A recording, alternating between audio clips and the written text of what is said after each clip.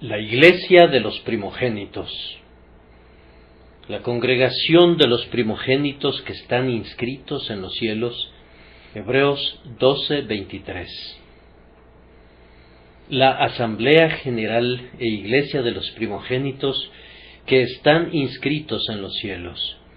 La Biblia de las Américas. Pablo cabalmente había estado dando una breve descripción de la gran asamblea de los hijos de Israel alrededor del monte Sinaí, el monte que se podía palpar y que ardía en fuego como un volcán gigantesco. Había pintado con viveza la oscuridad, las tinieblas y la tempestad, y el sonido de la trompeta y la voz que hablaba, y las aterradas multitudes que permanecían trémulas a cierta distancia, e incluso a Moisés, su gran líder, que estaba tan alarmado que dijo: «Estoy espantado y temblando». Pablo se propone que esa descripción nos enseñe el efecto que produce la dispensación legal. Puede alarmar y condenar, pero no puede salvar. Ustedes que están bajo la ley, ustedes que están procurando ganar el favor de Dios mediante sus buenas obras, ustedes que suponen que el mérito humano puede traerles la salvación, miren a las llamas que vio Moisés, e inclínense humildemente y tiemblen y desesperen.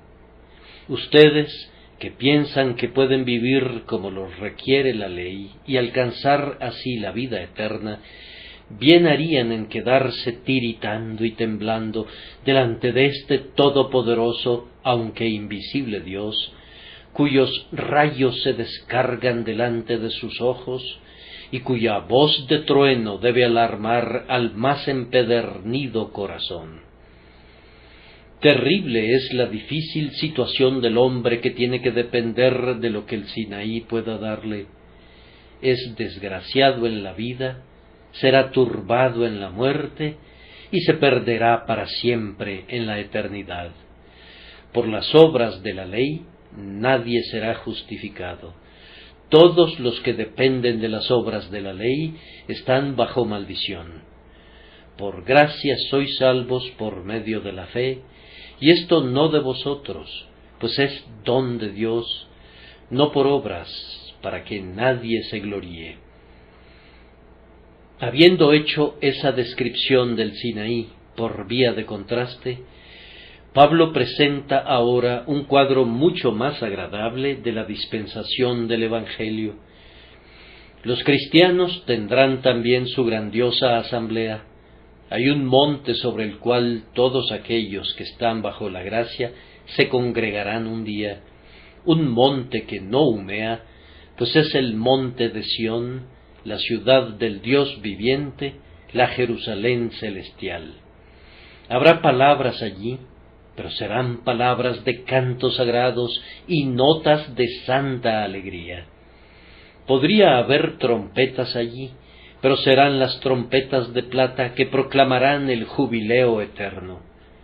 Moisés estará allí, pero no estará espantado ni temblando, pues cuando llegue a ese monte de Dios, olvidará todos sus temores y se gozará incesantemente en el Señor su Dios. Los creyentes conforman esa multitud, la cual nadie podría contar, que se habrá de congregar sobre ese monte glorioso para guardar un sempiterno día de fiesta. En verdad seremos felices cuando, por gracia, acudamos a la Asamblea General y Congregación de los Primogénitos, cuyos nombres están inscritos en los cielos, cuando veamos ese espectáculo que le fue revelado a Juan en Patmos, un cordero que está en pie sobre el monte de Sión, y con él aquellos que tienen el nombre de su Padre escrito en sus frentes, que siguen al cordero por donde quiera que va, y que son sin mancha delante del trono de Dios. El primer punto al cual quiero dirigir su atención es la descripción dada de los creyentes como la iglesia de los primogénitos. A continuación, quiero recordarles aquello que se dice de su inscripción: están registrados o inscritos, como lo traduce la lectura marginal, en el cielo. Y luego, en tercer lugar, tendré algo que decir concerniente a su gran asamblea general, cuando todos los justos sean reunidos a Cristo, para no apartarse de Él nunca jamás. Para comenzar, entonces, de nuestro texto deducimos que los creyentes en Cristo son descritos como la iglesia de los primogénitos. Trataré de autoexaminarme por medio de mis propios comentarios, según los vaya expresando, y espero que todos podamos cuestionarnos para ver si pertenecemos a esta asamblea general. Mediante el término primogénito se significa, con frecuencia en la Escritura, el más excelente, el principal. De Jesucristo, debido a la excelencia de su carácter, se dice que es el primogénito entre muchos hermanos, el primogénito de toda creación, el primogénito de entre los muertos, para que en todo tenga la preeminencia. Así, aunque los creyentes son por naturaleza hijos de ira, igual que todos los demás, sin embargo, después de que Cristo los ha renovado, se convierten en los excelentes de la tierra, en quienes está todo su deleite. Muéstrenme a un hombre que haga una profesión de religión, pero que sea un borracho, y yo les diría de inmediato que su profesión es una mentira. Muéstrenme a otro hombre que diga que es un seguidor de Cristo, aunque oprima a los pobres, les robe su salario a los trabajadores, un hombre codicioso que sólo se preocupe por sí mismo y cierre contra sus hermanos necesitados su corazón, y yo no dudaría en preguntarles: ¿cómo mora el amor de Dios en él? Si la gracia que profesamos tener no nos hace mejores que otros, entre más rápido nos deshagamos de ella, sería mejor. ¿Qué hacéis de más?, fue la pregunta de Cristo a sus discípulos. Si prestáis a aquellos de quienes esperáis recibir, ¿qué mérito tenéis? Porque también los pecadores prestan a los pecadores para recibir otro tanto. De los cristianos hay algo que debe esperarse que no ha de buscarse en los demás. Ellos profesan haber nacido 2 veces y tener a Dios morando en ellos, como Pablo les dice a los corintios: ¿no sabéis que sois templo de Dios y que el Espíritu de Dios mora en vosotros? Los cristianos profesan ser herederos del cielo y miembros del cuerpo místico de Cristo. Entonces, ¿acaso han de hablar y actuar como lo hacen los impíos y degradarse como aquellos que no han recibido nunca esa vida nueva y más excelsa? Dios no lo quiera. Donde llega la gracia, nos levanta y nos mantiene en alto y nos hace nuevas criaturas en Cristo Jesús, de tal forma que las cosas perversas en las que una vez nos deleitamos, ya ni siquiera las nombramos, mientras que suspiramos por todo lo que sea virtuoso o de buena reputación, para exhibirlo para alabanza de la gracia del que nos llamó según el designio de su voluntad. Ahora, queridos amigos, pueden hacer de esto una prueba para un autoexamen. Hombre, ¿cuál es tu vida? ¿Qué frutos produces? Si produces espinas, ciertamente eres una zarza. Si produces las uvas de Gomorra, en verdad perteneces al valle de Sodoma. ¿Acaso se recogen uvas de los espinos o higos de los abrojos? Si la corriente está sucia, ¿cómo estará la fuente? Si lo de fuera del vaso y del plato está mugriento, por dentro, ¿cómo estarán? Si lo que ven los hombres está sucio, cuán sucio ha de estar el lugar donde solamente Dios puede verte. Ninguno de nosotros es mejor de lo que parece, pero todos nosotros somos peores de lo que pensamos. Que Dios rasgue todo velo que nos oculta de nosotros mismos, para que nos veamos tal como somos a sus ojos. Así que pueden ver que los primogénitos de Dios son un pueblo propio, celoso de buenas obras, que busca adornar la doctrina de Dios su Salvador en todas las cosas. Pero el término primogénito tiene un segundo significado en la Escritura. Los primogénitos, bajo la antigua economía mosaica, eran elegidos por Dios para sí. Cuando hirió a los primogénitos de Egipto, apartó para sí a todos los primogénitos de Israel. ¿Habría podido seleccionar a los más jóvenes de la familia, o a todo segundo hijo, si hubiera decidido hacerlo así? Pues Dios hace lo que quiere y Él no da cuenta de ninguna de sus razones. Podrían preguntarle por qué hace esto o lo otro, pero no se digna responder a sus preguntas inquisitivas o impertinentes. Él no se turba por sus preguntas. Nunca explica las razones por las cuales elige a algún hombre para salvación. Está lo suficientemente claro por la Escritura que en efecto los elige.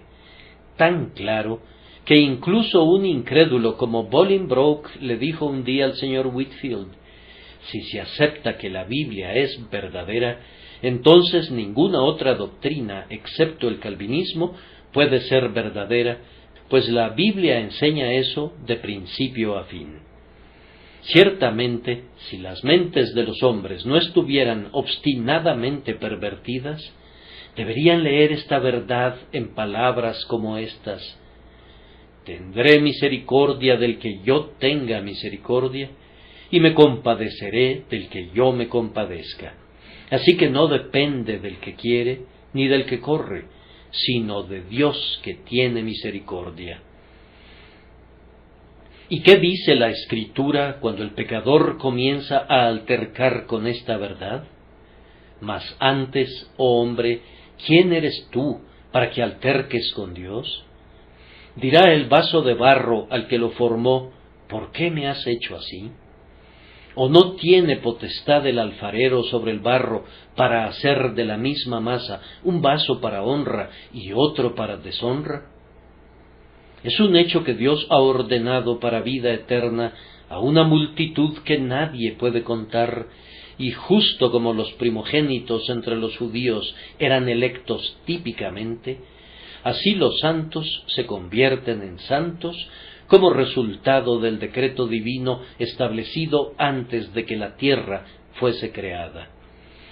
Cuando todavía este mundo y el sol, la luna y las estrellas dormían en la mente de Dios, como bosques por nacer en la copa de una bellota, aún entonces el Todopoderoso había escrito ya los nombres de todos sus escogidos en el libro de la vida del Cordero, y había fijado el lugar, la fecha, el momento preciso cuando debían nacer y cuando habían de nacer una segunda vez, cuándo debían venir a Cristo, y así cuándo debían encontrar la salvación y la vida eterna. Esta doctrina está lejos de ser apetitosa para los hombres, pero puesto que glorifica a Dios y hace que el hombre no sea sino un saltamontes delante del Eterno, nos deleitamos en ella y humildemente nos inclinamos delante del soberano disponedor de todos los eventos y decimos: Jehová es, haga lo que bien le pareciere. Luego, en tercer lugar, los primogénitos eran herederos de grandes privilegios, de los cuales no podemos hablar particularmente en este momento, pero lo haremos más adelante, y se convertían en herederos enteramente por nacimiento. Los derechos de los primogénitos radicaban únicamente en su primogenitura, no en su estatura, no en su donosura o belleza, sino en su capacidad mental y ni siquiera en sus virtudes morales. Aunque fuera tan lisiado como Mefiboset, pero si era el primogénito, no podía ser desheredado, o si, en lugar de tener la imponente estatura de un Saúl, era tan diminuto como Zaqueo, pero si era el primogénito, ni sus padres ni todas las cortes judiciales podían revertir los derechos de la primogenitura.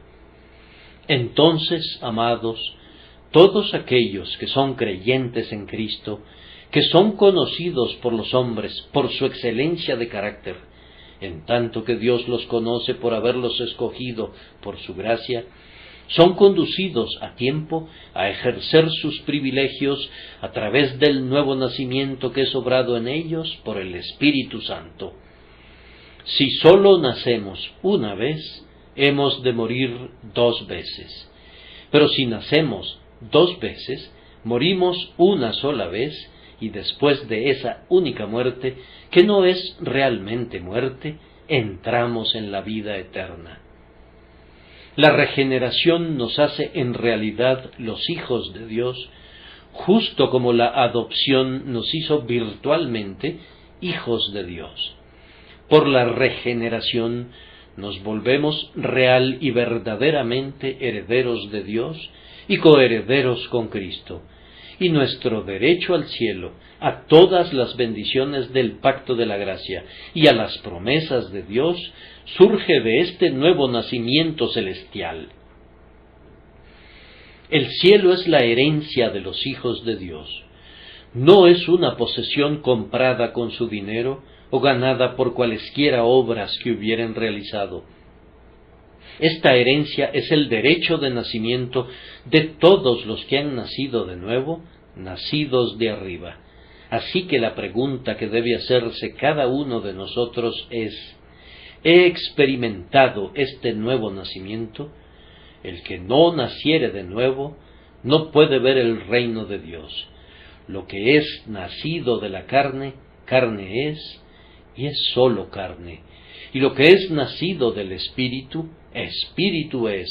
Y como el cielo y todas las otras bendiciones del pacto son espirituales, no podemos poseerlas hasta que nosotros mismos seamos nacidos del Espíritu.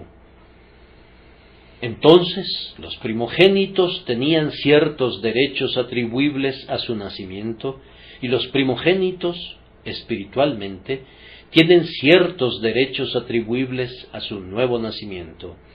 Que el Señor les ayude a todos ustedes a asegurarse muy bien de esto. Les ruego que no den por sentado que todo está bien con su alma, ni que traten esta pregunta como si fuera algo de escasa importancia.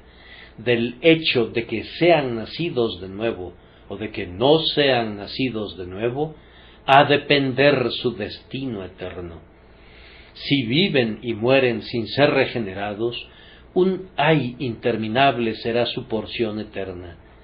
Si pasan de muerte a vida, todas las glorias del paraíso de Dios se vuelven suyas por un vínculo que ni la muerte ni el demonio mismo pueden romper.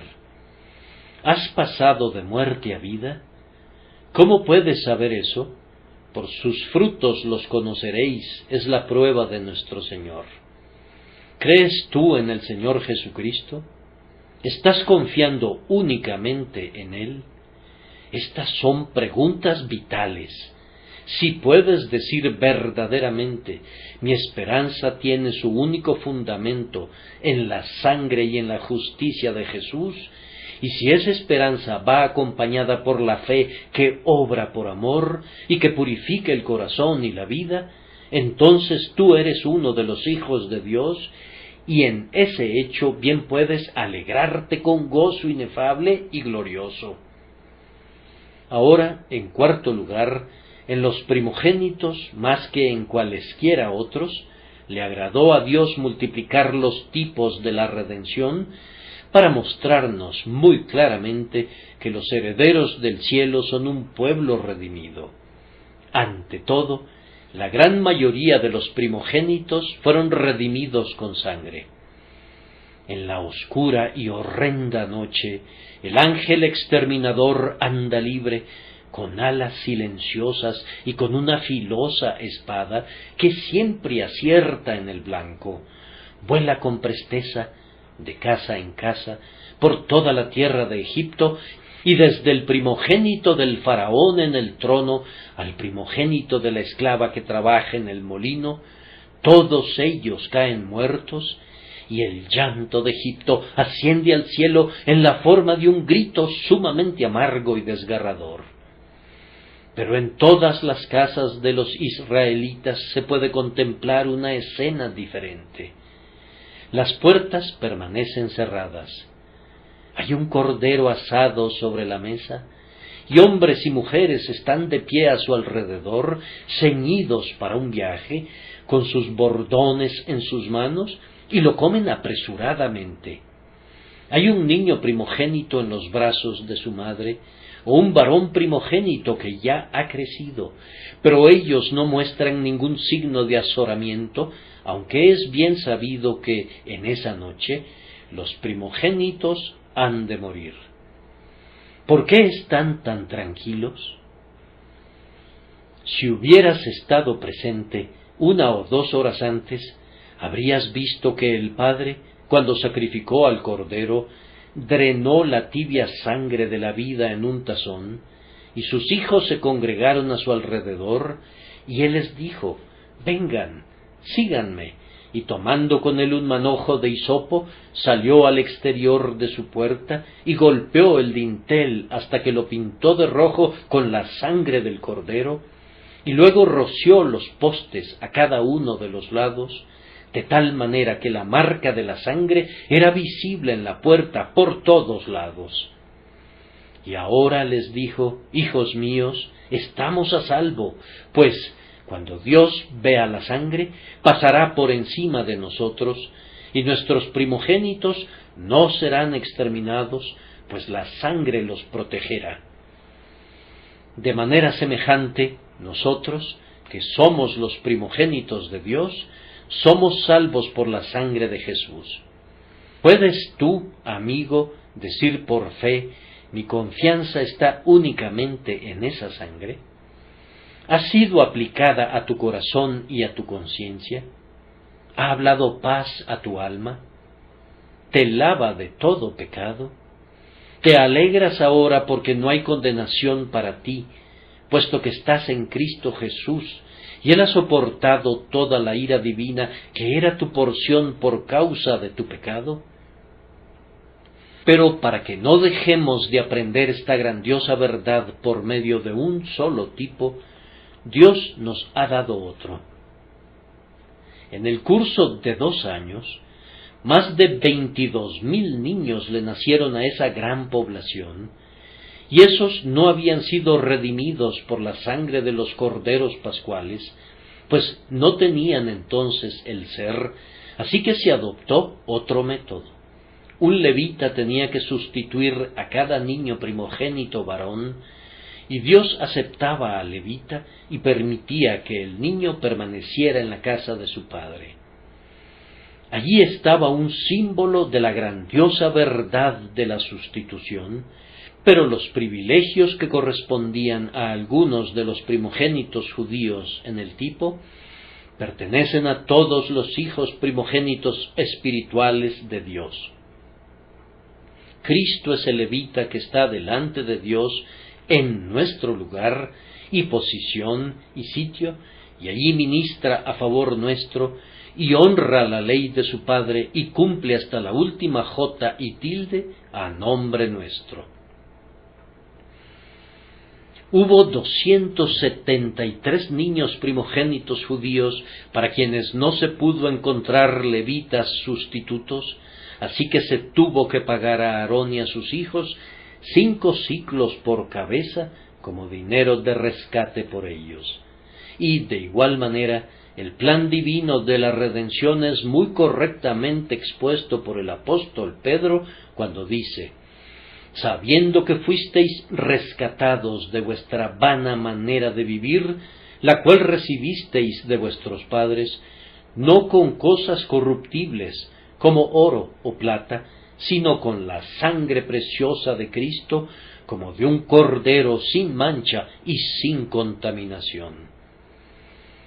Pongan estas tres cosas juntas: redención por la sangre, redención por sustitución y redención por compra, y entonces tendrán una idea muy clara de lo que significa la expiación en referencia a los primogénitos.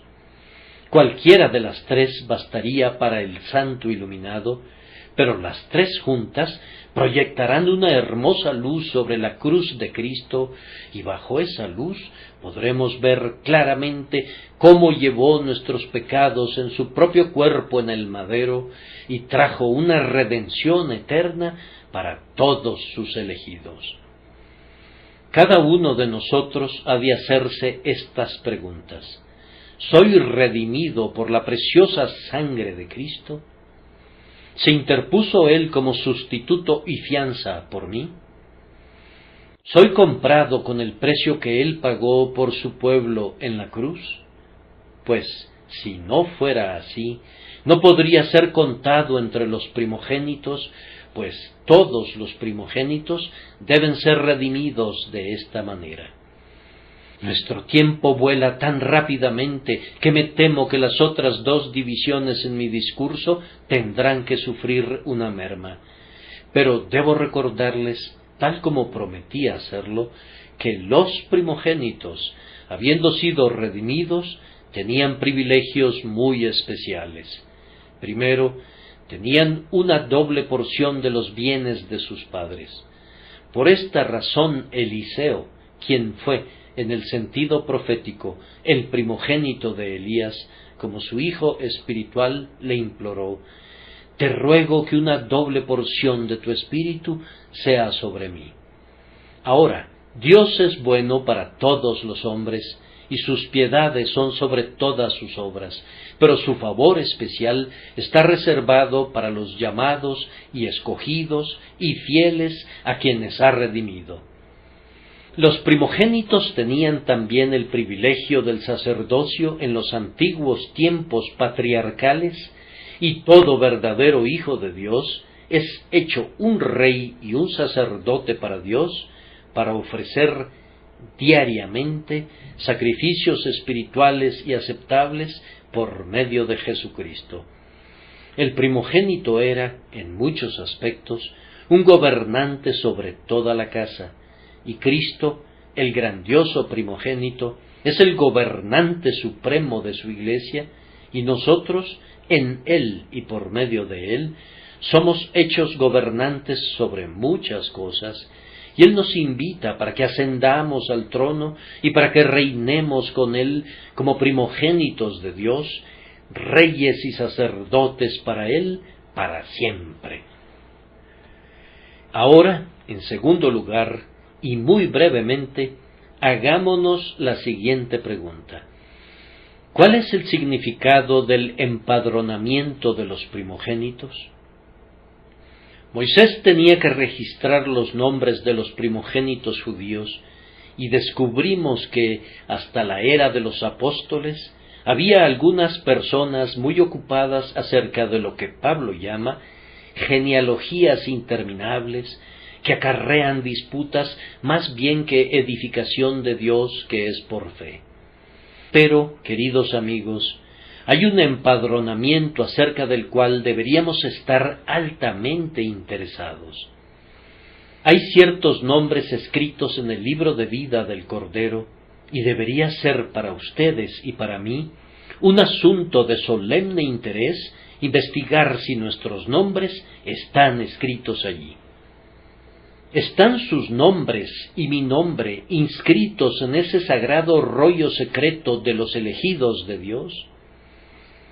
Nosotros no podemos escalar a las alturas del cielo para escudriñar las páginas de ese libro sellado, ni tampoco podemos descubrir los secretos que el Altísimo ha registrado allí. Es imposible que leamos nuestros nombres allí, pero hay ciertas evidencias mediante las cuales podemos decir si están o no están allí. Ante todo, ¿piensan que están allí? ¿Acaso no hay muchas personas aquí que han de decir verazmente, no tenemos ninguna razón para pensar que están allí? Cuando se pasa revista a nuestras tropas, si tú estás allí, puedes oír los nombres y las respuestas a los hombres. Juan, presente, Señor. Tomás, presente, Señor. Presente, Señor. Presente, Señor. Y así prosiguen a través de todos los rangos. Ahora, supón que fuera posible que un ángel pasara revista desde este púlpito a los redimidos. ¿Crees que leería tu nombre y que tú serías capaz de responderle, presente, Señor? No, dices tú, a menos que dijera una falsedad voluntaria, no me atrevería a decir que mi nombre está en el libro de vida del Cordero. Bien, entonces, si sus propios corazones los condenan, recuerden que Dios es mayor que sus corazones y sabe todas las cosas. Entonces, ¿cuánto más deberá condenarlos? Posiblemente habrá algunas personas que digan, nosotros esperamos que nuestros nombres estén escritos allí. Así que les pregunto, queridos amigos, ¿son ustedes como aquellos cuyos nombres están inscritos indudablemente allí? ¿Tienen la fe de Abraham o algo parecido a esa fe? ¿Desean tener una santidad como la que Pablo ambicionaba? Cuando leen la historia de la vida de un hombre piadoso, ¿sienten que la vida de ustedes es conforme con la suya? Pues, después de todo, el carácter ha de ser el gran fundamento del juicio. Y si tu vida no fuera como la vida de los santos, ¿cómo puedes esperar encontrar tu nombre registrado donde sus nombres están inscritos? Además, todos los elegidos tienen sus nombres escritos debajo del nombre de su Señor, el Cordero. Entonces, ¿están confiando en Cristo? ¿Están descansando en Él? ¿Está la vida de ustedes vinculada a la suya? ¿Sienten que hay un vínculo que no puede ser cortado, que los une a ustedes y a Cristo estrechamente, de tal forma que nadie, ni nada que pudiera suceder, serían capaces de separarlos del amor de Dios, que es en Cristo Jesús, su Señor? Muy bien, entonces, si este es el caso en cuanto a ustedes, tengan la seguridad de que su nombre está en ese libro. Pero sin Cristo, ustedes están sin esperanza, separados de Él. Hay certeza de que su nombre no está escrito en el cielo como uno de la congregación de los primogénitos. Te hago otra pregunta. ¿Eres realmente un hijo de Dios? ¿Puedes decirle, Abba, Padre? ¿Es Dios tu Padre? ¿Has aprendido a confiar en Él como confían en Él sus hijos y a amarle como le aman sus hijos? ¿Dependes enteramente de Él? ¿Buscas someterte enteramente a su voluntad y caminar en su senda? Pues, si no eres un hijo de Dios en absoluto, ciertamente no eres uno de sus primogénitos. Debo preguntarles también, ¿han pasado de muerte a vida? ¿Ha habido un cambio vital en ustedes en algún momento, un cambio de tal naturaleza que sólo puede ser obrado por el Espíritu Santo? No me refiero a un cambio del tipo que algunas personas necias dicen que han visto, algunas veces, cuando un hombre está muriendo.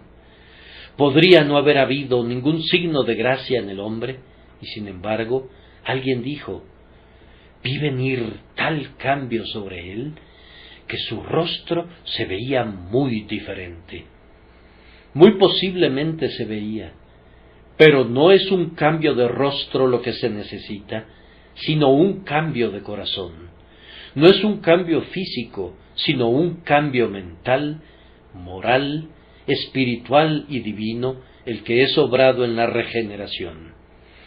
Nadie de ustedes ha de quedarse satisfecho a menos que tengan una incuestionable evidencia de que este cambio ha sido obrado en ustedes por la obra eficaz del Espíritu Santo, pues, a menos que nazcan de nuevo, sus nombres no serán encontrados inscritos en el rollo de los primogénitos de Dios. Ahora, para concluir, permítanme recordarles nada más que para todos estos primogénitos de Dios, cuyos nombres están escritos en el cielo, viene el día cuando serán congregados en gloria alrededor del trono de Dios. ¿Qué reunión será esa? No habrá ni una sola persona impía allí, pues todos habrán sido lavados y emblanquecidos en la sangre del Cordero. ¡Cuán felices serán todos ellos! No habrá ni una lágrima en ningún ojo, ni un gemido en ningún espíritu, ni una sola nota de angustia en ninguna lengua, pues los días de su aflicción habrán terminado para siempre. Será una asamblea sumamente unida.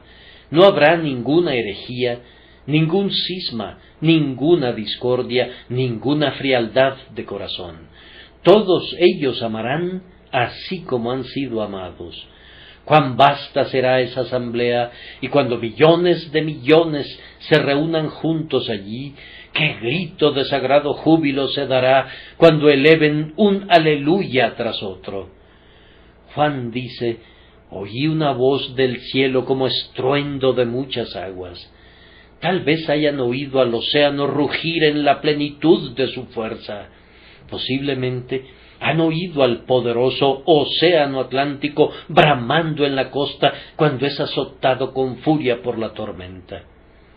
Así ha de ser la grandeza de los cantos delante del trono de Dios, en la congregación general y en la iglesia de los primogénitos.